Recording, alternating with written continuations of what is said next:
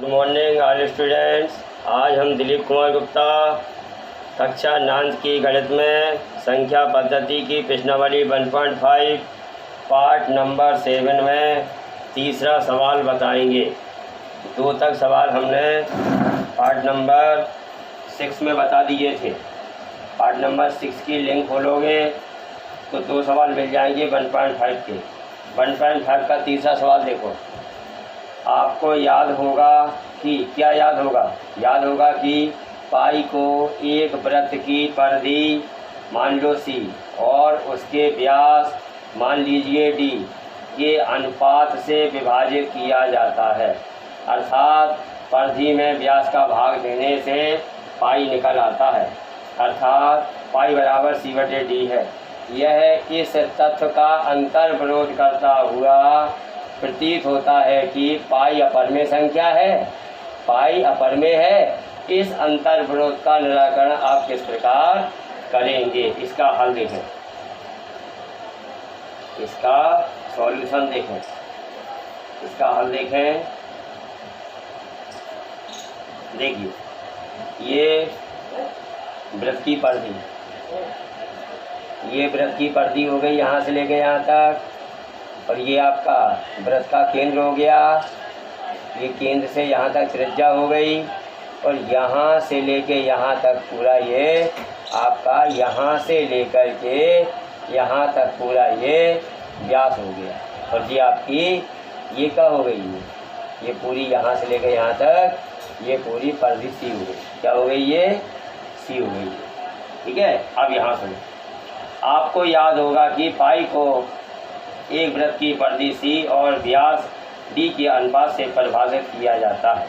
यहाँ पर देखो, यहाँ पे सी क्या है, वृत्त की परिधि, और डी क्या है, वृत्त का व्यास है। इस बिंदु से इस बिंदु तक केंद्र से जाने वाली रेखा व्यास होती है। अब इसमें देखें, पाई बराबर सी बटे डी हो गया। इसमें देखें, आप पाई को तो जानते ही हैं कि पाई अपरमेय संख्या होती है, जिसमें सी बटे डी परमेय संख्या है, जिसमें सी बटे डी परमेय संख्या है, क्योंकि पी बटे क्यू के रूप में है, और ये क्यू का मान डी है, 0 के बराबर नहीं है। अब यहाँ देखें, इसका स्पष्टीकरण करने के लिए, ये सी क्या है, वृत्त की परिधि। सी क्या है, वृत्त की परिधि। यहाँ देखो, यहाँ कोई अंतर विरोध नहीं है, कोई अंतर विरोध नहीं है, अंतर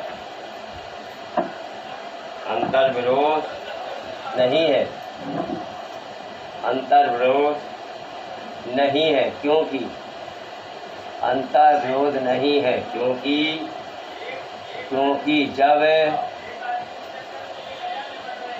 जब व्यास डी या परिधि सी को हम स्केल मीन्स पटरी से मापते हैं, की सहायता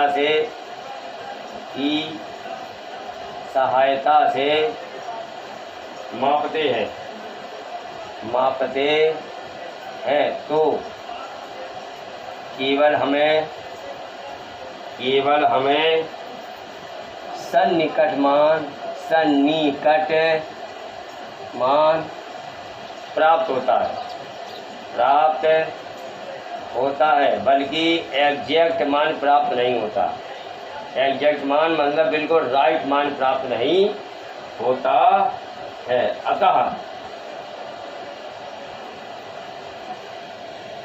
अतः सी या डी में से एक अवश्य ही अपरमेय संख्या होगी। अपरमेय संख्या होगी। इसीलिए इसीलिए C/D भी एक अपरिमेय संख्या है, एक अपरिमेय संख्या होगी। अब पाई अपरिमेय है, C/D अपरिमेय है, तो तुम्हारा बिल्कुल सिद्ध हो गया अपरिमेय बराबर अपरिमेय। ठीक, ये आपका इस प्रकार से निराकरण हो गया, तीसरा सवाल लग गया। क्वेश्चन नंबर चौथा, संख्या रेखा पर वर्गमूल 9.3 को निरूपित कीजिए। संख्या रेखा पर संख्या निरूपित करना बताया था। अब इसको देखो कैसे करेंगे। संख्या रेखा देखो, पहले सबसे पहले ये रेखा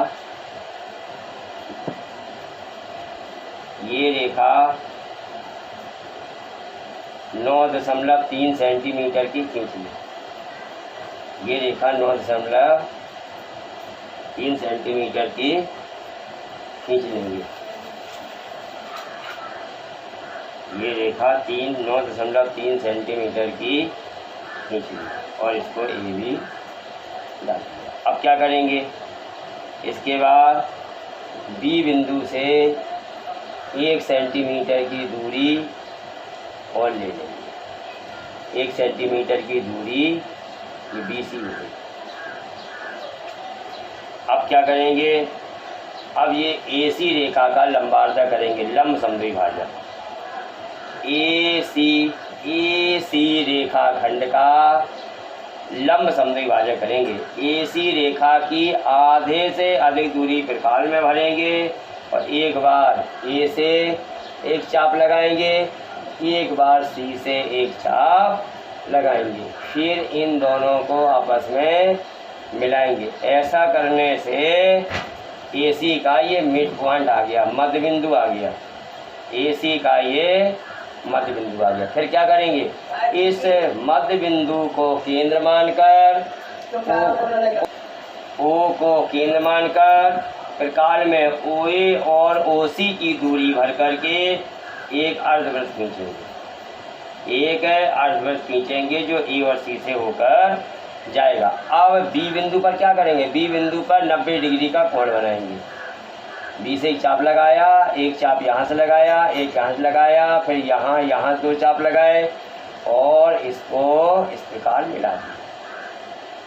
मिलाने पर ये अर्धवृत्त को जहाँ काटेगा, ये अर्धवृत्त को जहाँ काट रहा है, इसने अर्धवृत्त को यहाँ काटा, ये आपका D बिंदु हो गया। ये D से लेकर के B तक की जो दूरी है वो आपकी √9.3 होगी। इस प्रकार संख्या रेखा पर निरूपित करते हैं। अब जैसा हम लोगों ने बनाया है वैसा ही रचना विधि में लिख देंगे। रचना विधि में लिख देंगे इसका, रचना विधि के चरण, रचना विधि के चरण। रचना विधि के चरण में देखो, नंबर 1, सबसे पहले क्या किया हमने, सबसे पहले रेखाखंड AB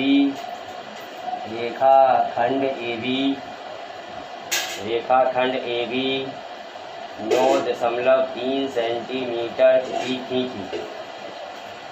सबसे पहले रेखाखंड AB 9.3 सेंटीमीटर का खींचा। इसके बाद क्या किया, नंबर 2, तत्पश्चात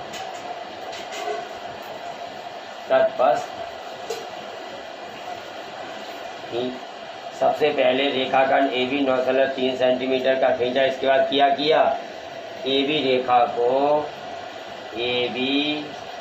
रेखाखंड को C तक इतना बढ़ाया कि BC बराबर 1 सेंटीमीटर हो। ठीक, इसके बाद क्या किया, AC का लंब समद्विभाजक किया, लंब समद्विभाजक किया, जिससे क्या हुआ, AC का मध्य बिंदु ओ प्राप्त हुआ, ओ प्राप्त हुआ। इसके बाद क्या किया? चौथा नंबर, ओ को केंद्र मानकर, ओ को केंद्र मानकर प्रकार में, ओ को केंद्र मानकर प्रकार में ओए तथा ओ सी की दूरी भरकर एक अर्ध वृत्त खींचा जो ए और सी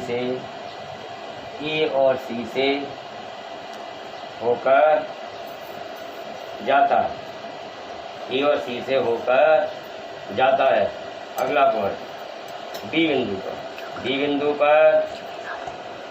बिंदु पर 90 अंश का कोण बनाया जिसने अर्धवृत्त को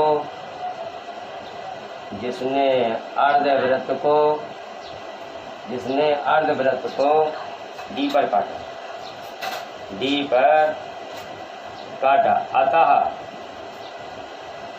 BD की लंबाई ही √9.3 का √9.3 होगी।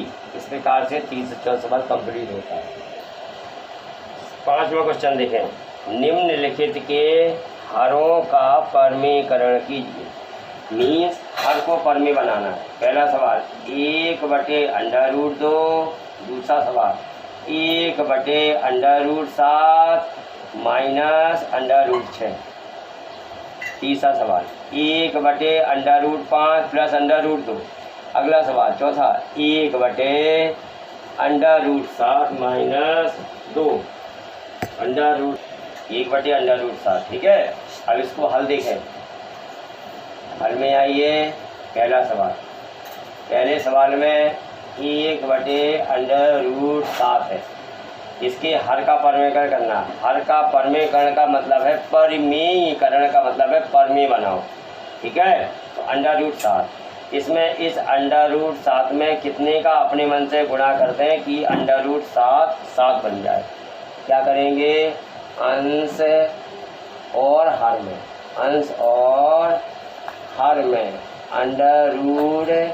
√7 का गुणा करने